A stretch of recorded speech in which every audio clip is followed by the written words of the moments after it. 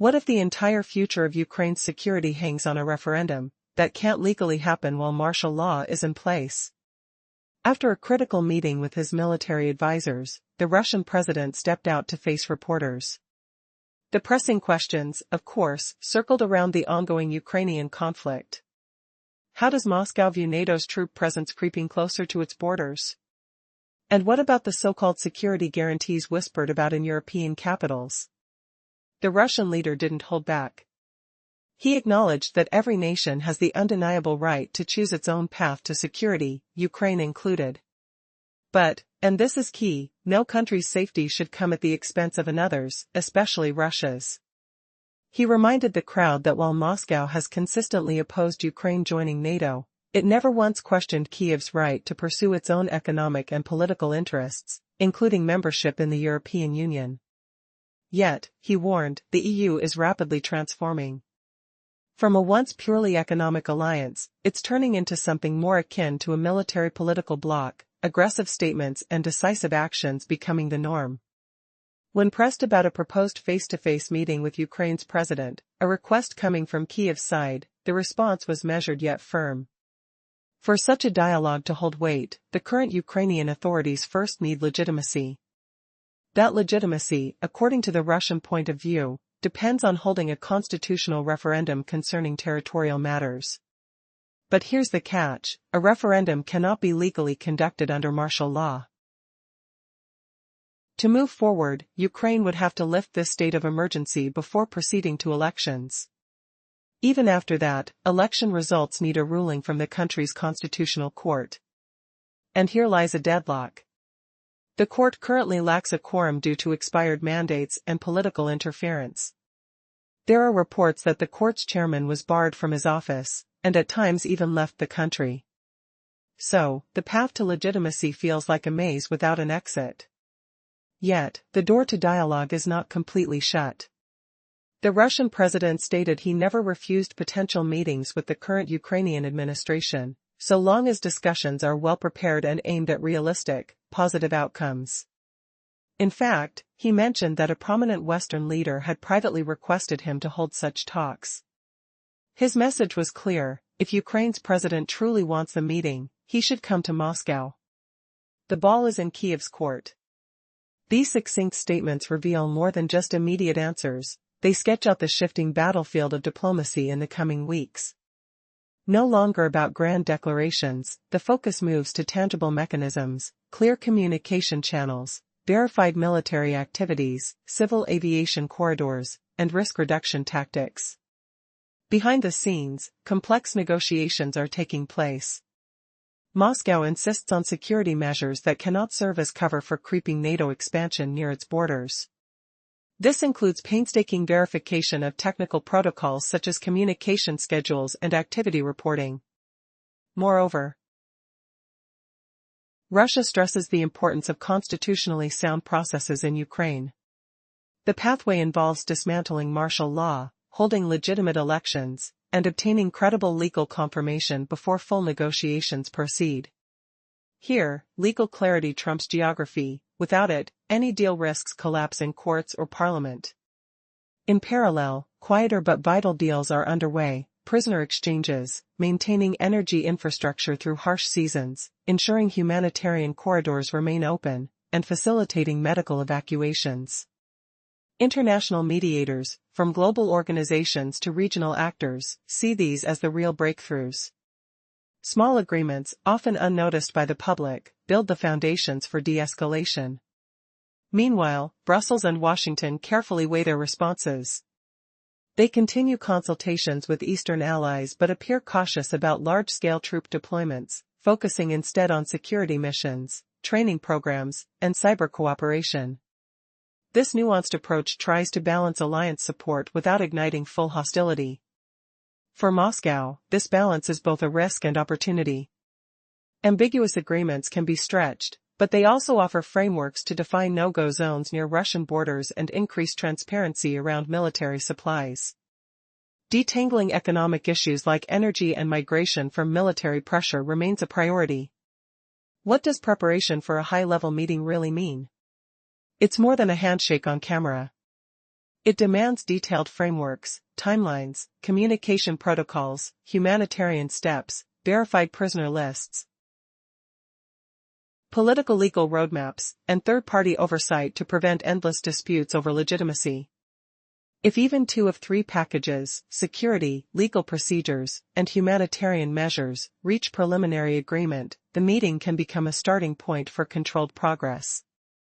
Without that, diplomacy downgrades to advisor-level calls, preserving political capital for real opportunities.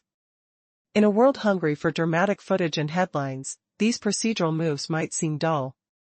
Yet, their dryness is a safeguard against accidental escalations. The clearer and more transparent the rules, the fewer chances for a midnight mistake to spiral into a full-blown crisis.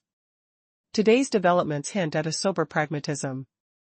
Words are only valuable if backed by concrete actions, verified phone lines, defined time windows for activity, and signed maps of exclusion zones.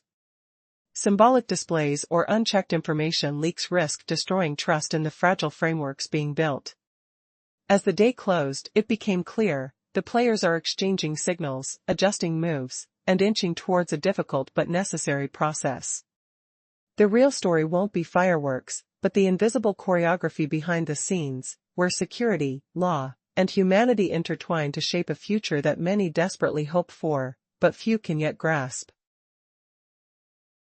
Previously, we heard that for Ukraine's government to be seen as legitimate and fully engage in peace talks, a constitutional referendum must be held. Crucially, the Ukrainian constitution forbids referendums during martial law. So, what does that mean for the future? Can this cycle ever truly end? The constitution demands that martial law be lifted before any referendum takes place. Only once that barrier is removed can elections be held. But does this spell an endless loop? With no timeline clearly set, the outcome of elections remains uncertain. And regardless of who wins, their mandate requires approval from the Constitutional Court. Here lies an enormous problem: the court itself is practically paralyzed. After the government pushed the court to extend presidential powers, the court refused. Shockingly, security then barred the court's chairman from entering his own office. The drama didn't end there. Reports say he left the country temporarily, his current whereabouts unknown. To make matters worse, several court members' terms expired years ago, leaving no quorum for official rulings. Without a functioning court, how can any legal legitimacy be recognized on crucial decisions? It's a dead end. There is a faint glimmer of pragmatism: careful, well-prepared discussions with the current leadership could still work. The Russian president affirmed he never refused the idea of a meeting, especially if it promised some positive outcome. Interestingly, he revealed that an influential foreign leader requested such a meeting, and he agreed it was possible. The catch? Ukrainian President Zelensky must show readiness and come to Moscow. Only then will the meeting take place. What does Zelensky's hesitation mean? Is it fear, doubt, or strategy? This conversation paints a clearer picture of what's coming. The fiery rhetoric and sweeping promises are giving way to more detailed, practical frameworks. Negotiations will focus on logistics: who talks to whom, what facts are verified, where safe zones might emerge, and how temporary agreements get formalized. Behind the scenes, the talks revolve around complex details like airspace corridors for commercial flights, notifications of military movements, and direct phone lines between military command centers of involved parties and mediators. According to Russian officials, Moscow is open to discussing predictability measures, under one key condition: no Trojan horses allowing creeping expansion of foreign military presence near Russian borders. It's a tightrope walk. Can technical protocols avoid becoming political smokescreens? Next up, we'll explore how these tense negotiations could officially reshape the landscape. Will cold legal procedures freeze the conflict, or will hidden traps ignite new flames? What silent battles are being waged far from the public eye, behind closed doors? Previously, we explored how grand declarations are giving way to practical, behind-the-scenes mechanisms. The spotlight is shifting from slogans to the nitty-gritty: who talks to whom, what facts get checked, where risk reduction windows might open, and how interim agreements take shape. Now, let's dive deeper into what this means, and what dangers lie ahead. Publicly, it sounds like a heated argument over security guarantees. But in reality, it boils down to detailed protocols, flight corridors for civilian aircraft, notification rules for major military actions, and dedicated hotlines linking military headquarters of involved sides and mediators.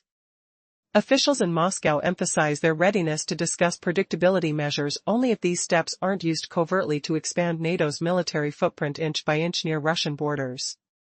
In diplomatic terms, first, we verify whether technical plans are being twisted to serve political ambitions. If not, we lock in measurable steps, communication schedules, frequency of contact, and strict reporting procedures. The talk of referendums and constitutional steps is far more than mere posturing. This legal framework sets the boundaries through which Russia will judge the legitimacy of Kyiv's decisions regarding territorial status and governmental authority. Imagine a chain, lifting martial law, running internal procedures, holding elections, reconfirming mandates, and then stepping into negotiations with a clearer, more authoritative Ukrainian voice. Here, geography is less critical than legal clarity. Only a clean process can ensure agreements survive in courts and parliamentary committees without crumble. Despite hardline rhetoric, pragmatic zones persist. These include prisoner exchanges, keeping energy grids running through autumn and winter, securing uninterrupted transit corridors, and carrying out medical evacuations. The best chances for progress lie with mediators, from the United Nations to certain regional states, who orchestrate these smaller, low-profile deals. Unlike flashy headlines and political theater, these moves directly impact everyday lives. Over in Brussels, the tone remains cautious, maintaining close consultations with Eastern allies. Escalations involving a broad military presence proceed with extreme care. After all, Europe's complex web of economic interests, energy supplies, budgets, migration, does not favor abrupt moves or reckless risks. What lies beneath this careful dance? Could these quiet negotiations be the calm before a bigger storm? Or are they the foundation for a fragile but lasting peace? The answers hang in the balance, as the players prepare their next moves. In the current phase of European discourse, discussions around security missions, training initiatives, and cyber collaboration are expected to rise, while formal troop deployments will likely take a back seat. This offers both risks and opportunities for Moscow. The ambiguity in phrasing allows for extension, and it's easier to wrap this vagueness into technical constraints. Key areas will be marked on maps, where foreign presence will be strictly regulated, including civilian instructors. Transparency in weapon supplies demands clarity around routes, timelines, and types of deliveries. This approach isn't about overwhelming detail, rather, it's a commitment to avoid underlying complications. There's a necessity to uncouple economic matters from military objectives. This means energy supplies, humanitarian corridors, and transit routes should not be utilized as pressure tactics. Revitalizing channels for expert discussions, creating working groups on aviation security, and cyber resilience with regular updates is critical. When we discuss a well-prepared meeting, it's not merely a gesture for cameras. In practice, preparation involves at least 3 comprehensive packages. Draft agreements should focus on real limits, not grandiose proclamations. Distances, notifications, communication lines, and humanitarian assistance structures need to be clear, ensuring critical infrastructure remains intact, safeguarding personnel from harm. A legal framework must exist, mapping out Ukraine's internal processes, what, when, and who initiates actions, alongside external verification to avoid endless disputes over recognition. If both sides converge on at least 2 out of 3 packages beforehand, the meeting transforms from a stage for sharp rhetoric into a launching pad for a managed process. Otherwise, maintaining contact through advisors and phones might save political capital from being squandered on hollow displays. Indeed, expanding hotlines between military and civil entities lowers the risk of chain reactions from localized incidents. Establishing a predictable zone of quiet for repairs and evacuations in well-defined areas, under third-party monitoring, is a vital next step. But wait, what if a sudden shift emerges, one that challenges the entire framework laid out? Can strategic silence pave the way for an unforeseen breakthrough? With the atmosphere buzzing with tension yet ripe for negotiation, the sound of whispers might give way to unexpected clarity.